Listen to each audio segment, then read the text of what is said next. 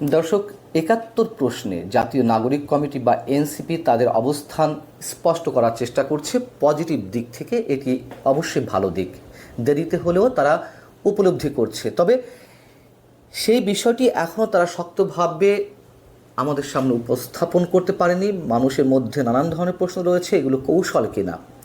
জামায়াতে ইসলামী এবং জাতীয় নাগরিক কমিটির মধ্যকার দ্বন্দ্ব বিভাজন সেগুলো স্পষ্ট হয়ে উঠছে এই একই ইস্যুতে আমাদের সামনে, যখন কিনা আওয়ামী লীগকে গণহত্যা এবং মানবতা বিরোধী অপরাধের দায়ে দলের সব ধরনের কার্যক্রম সাময়িকভাবে নিষিদ্ধ করা হলো এবং বিচারিক প্রক্রিয়া শুরু করারও রোডম্যাপ ঘোষণা করা হলো সরকারের পক্ষ থেকে। ঠিক তখনই প্রশ্ন উঠেছে, সঙ্গত কারণেই মানবতা বিরোধী অপরাধের দায়ে আওয়ামী লীগের বিচার যদি হতে পারে, তাহলে কেন জামাতে ইসলামী নয়? এবং সেটি তো আরও ভয়ঙ্কর, কোথায় ৭১ আর কোথায় ২৪। খুব স্বাভাবিকভাবেই এই ইস্যুতে জাতীয় নাগরিক কমিটি তারাও জামাতকে তাদের অবস্থান স্পষ্ট করার আহ্বান জানিয়েছে। এবং এই যে দুই দলের মধ্যকার যে দ্বন্দ্ব, সেই জায়গা থেকে অনেকেই প্রশ্ন করছেন, ৭১কে ধারণ করতে গিয়ে এটি কোনো কৌশল অবলম্বন করছে জাতীয় নাগরিক কমিটি? আসলে কি তাদের মধ্যে আদর্শিক কোনো লড়াই শুরু হয়েছে, নাকি ক্ষমতার লড়াই? ক্ষমতা এককভাবে কেন্দ্রীভূত রাখার জন্য নিজেদের হাতে এই দ্বন্দ্বের উৎপত্তি কিনা কিংবা সৃষ্টি কিনা, সেই প্রশ্নগুলো উঠেছে। এবং সেই প্রশ্ন জায়গা থেকে অবশ্যই জাতীয় নাগরিক কমিটিকে তাদের আরও শক্ত অবস্থানে যেতে হবে। অনেকে বলছেন তারা খোলস বদল করছেন। কেন এই প্রশ্নগুলো উঠছে একটু বলি।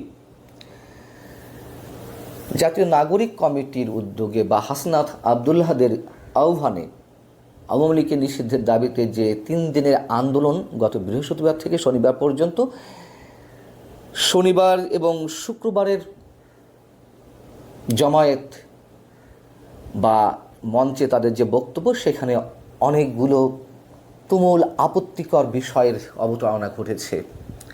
সেখানে কোনো একটি পক্ষ স্লোগান দিয়েছে, নিজামীর বাংলায় শেখ হাসিনার ঠাঁই নাই, গোলাম আজমের বাংলায় আওয়ামী লীগের ঠাঁই নাই। আওয়ামী লীগের ঠাঁই হবে কি হবে না সেটি অন্য প্রশ্ন। কোন দুঃসাহসে নিজামীর বাংলায়, গোলাম আজমের বাংলায় অমক অমকের ঠাঁই নাই এই স্লোগানগুলো উচ্চারিত হয়। এবং সেখানে জাতীয় সঙ্গীত যখন এনসিপির উদ্যোগে পরিবেশনের উদ্যোগ নেওয়া হলো, সেখানে একটি পক্ষ নাকি শব্দটা বলতে চায় না, সেখানে একটি পক্ষ জাতীয় সঙ্গীত পরিবেশনের বিরোধিতা করেছিল। কত বড় দুঃসাহস! এই বাংলাদেশে এখন এই পর্যায়ে এসে আমার জাতীয় সঙ্গীত গাওয়ার প্রকাশ্য বিরোধিতা করা হয়। সেই বিষয়টি এনসিপি নিজেরাই তাদের বিবৃতিতে নিয়ে এসেছে। তারা সোমবার একটি অফিসিয়াল বিবৃতি দিয়েছে গণমাধ্যমে, এবং সেখানে তারা ৭১ গণহত্যায় সহযোগিতায় অভিযুক্তদের সুস্পষ্ট রাজনৈতিক অবস্থান ব্যাখ্যা করার আহ্বান জানিয়েছে। সেখানে তারা বলছে যে, দেখুন কেন বলছিলাম যে অনেকে প্রশ্ন তুলছে যে এটি এনসিপির কৌশল কিনা, এই জন্যই প্রশ্নটি উঠছে। তারা বলছে, বাংলাদেশের মানুষের ঐতিহাসিক সংগ্রামের অধ্যায়গুলো ১৯৪৭, ১৯৭১ এবং ২০২৪-এর যথাযথ স্বীকৃতি এবং মর্যাদা বাংলাদেশের রাজনীতি করার পূর্ব শর্ত। প্রথম কথা হচ্ছে, আবারও সেই ৭১-এর সঙ্গে ২৪-এর একটা সমান্তরাল তুলনা অথবা পাশাপাশি অবস্থানে একটা দ্রবিসন্ধি বলি কিংবা ধৃষ্টতা, যেটি বলি না কেন, আপনি ৭১-কে সম্মান করবেন, কেন বারবার সেখানে ২৪-কে আনতে হবে? ২৪-কে তো আমরাও অসম্মান করি না, কিন্তু যা শুরু হয়েছে সেখানে অসম্মান করতে কাউকে কাউকে বাধ্য করা হচ্ছে। সিনিয়র সাংবাদিক, নিউ এজের সম্পাদক নুরুল কবির, তিনি তো বলেছেন যে এই সন্তানদের প্রতি আমাদের স্নেহ ছিল, তারা যেভাবে সাহস দেখিয়েছে গণ আন্দোলন, গণ অভ্যুত্থানে, কিন্তু যখন তারা ৭১-কে অস্বীকার করে, এর দায় কার? বিবৃতিতে আরও বলা হচ্ছে যে ৭১-এ যারা এই জনপদের মানুষের জনযুদ্ধের বিরুদ্ধে অবস্থান নিয়েছিল এবং যাদের বিরুদ্ধে গণহত্যায় সহযোগিতার অভিযোগ রয়েছে, আমরা চাই তারা নিজেদের সুস্পষ্ট রাজনৈতিক অবস্থান ব্যাখ্যা করে জাতীয় সমঝোতা এবং ঐক্যকে সুদৃঢ় করবেন এবং ২৪-এর অভ্যুত্থানকে, জন আকাঙ্ক্ষাকে বাস্তবায়নে সহযোগী হবেন। তারপর বলা হচ্ছে যে একটি পক্ষ সচেতনভাবে দলীয় স্লোগান এবং বাংলাদেশের জনগণের ঐতিহাসিক সংগ্রাম বিরোধী স্লোগান দিয়েছে। তার পরবর্তীতে বলা হচ্ছে আন্দোলনকারীরা জাতীয় সঙ্গীত পরিবেশনের সময় একটি পক্ষ আপত্তি জানালেও তারা দৃঢ়তার সঙ্গে জাতীয় সঙ্গীত পরিবেশন করেছে।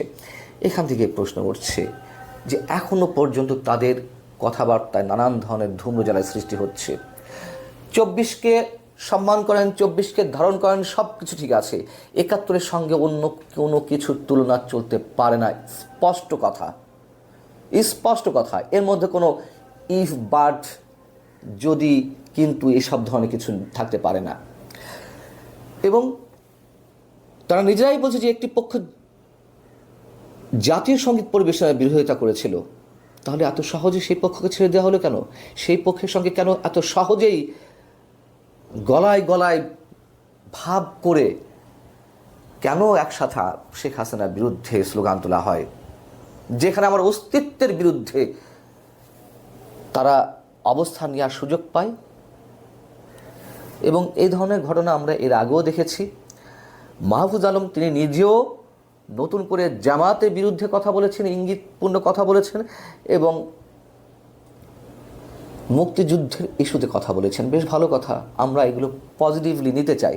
যেমন তথ্য উপদেষ্টা মাহফুজ আলম গত দুদিন আগে তার ফেসবুক স্ট্যাটাসে লিখেছেন, 71-এর প্রশ্ন মীমাংসা করতেই হবে, যুদ্ধাপরাধের সহযোগীদের ক্ষমা চাইতে হবে, বাংলাদেশে রাজনীতি করতে হলে পাকিস্তান পন্থা বাদ দিতে হবে, পাকিস্তান এদেশে গণহত্যা চালিয়েছে, পাকিস্তান অফিসিয়ালি ক্ষমা চাইলেও তদুপরি আবারও ক্ষমা চাইতে রাজি হলেও যুদ্ধাপরাধের সহযোগীরা এখনও ক্ষমা চায়নি।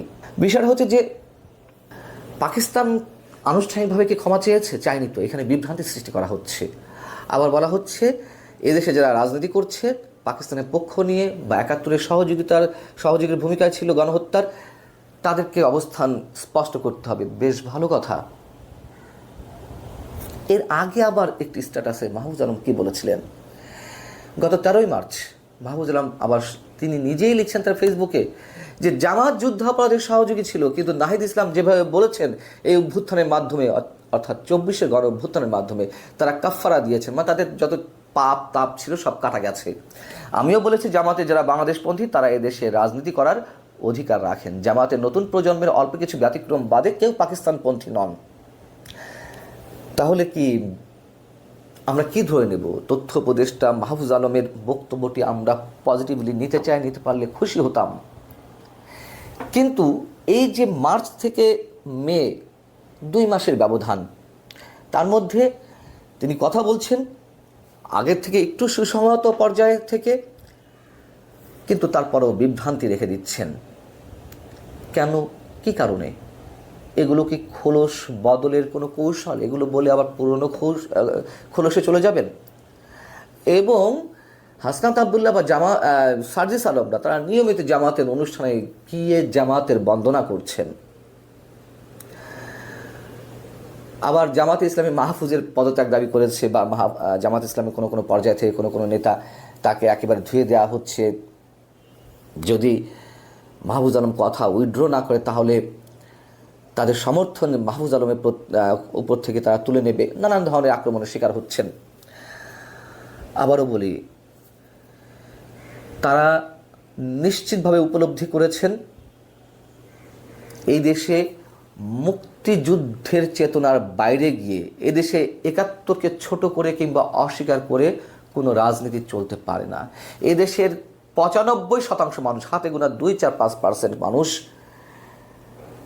এগুলো বাদে আর সবাই মুক্তিযুদ্ধের আদর্শকে দিন শেষে যে আদর্শেরই বিশ্বাসী হোক না কেন রাজনৈতিকভাবে, সবাই মুক্তিযুদ্ধের চেতনাকে লালন করে।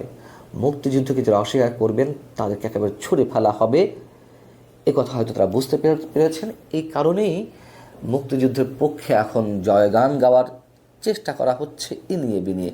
আমরা ইনিয়ে বিনিয়ে কোনো কথা শুনতে চাই না। এদেশে রাজনীতি করতে হলে তিনি যেই হন না কেন, যেখানেই কানেকশন থাকুক না কেন, মনে প্রাণে সবার উপরে 71কে স্থান দিতে হবে। এত সহজ না। আমি যত বড়ই ব্যক্তিগতভাবে যত বড় মাপের মানুষ হই না কেন, মানুষের সামনে আমার অবস্থান যত সুউচ্চেই উঠে যাক না কেন, আমি নিজের জন্ম পরিচয়কে অস্বীকার করে নিজেকে অনেক বড় জায়গায় তুলে ধরব, সেটি তার হয় না। এটা হয় না, এটি নিয়তি হতে দেয় না, বাস্তবতা হতে দেয় না, ইতিহাস সাক্ষী দেয় না। অতএব এনসিপি যে কথাগুলো বলছে, মাহফুজ আলমরা যে কথাগুলো বলছেন, আমরা চাই, বিশ্বাস করতে চাই যে তারা মনের তাগিদ থেকে বিশ্বাসের